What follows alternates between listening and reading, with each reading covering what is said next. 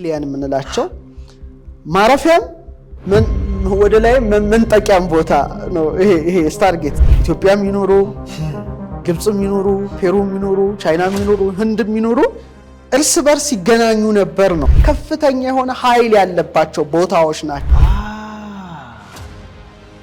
ስለዚህ አላይን ያረጋሉ ማለት ነው። አዎ ፒራሚዶችን የሚመስሉ ናቸውና ያንን አይተው ነው የሰሩት ነው። የአባይን ወንዝ የጠፈር መስታወት አድርገው ያስቡታል። ብዙ ነገሮች ነው ማይበት ላሊበላ ላይ በጣም እኛ አልተረዳነውም ይመስለኛል ያ ቦታ እና ላሊበላን ስታይና ሰማይን ስታይ ላንተ ተመሳሳይ ነው።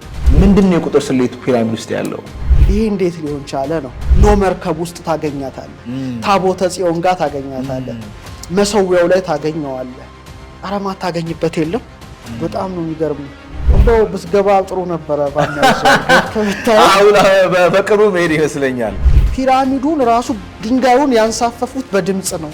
ኖ ፒራሚዱ ሐውልት አይደለም፣ በድንጋይ ላይ የተቀረጸ የጊዜ መስመር ነው። ኢትዮጵያም አሁን ከአባይ ጋር ባለው የኑክሌር ወር አለ።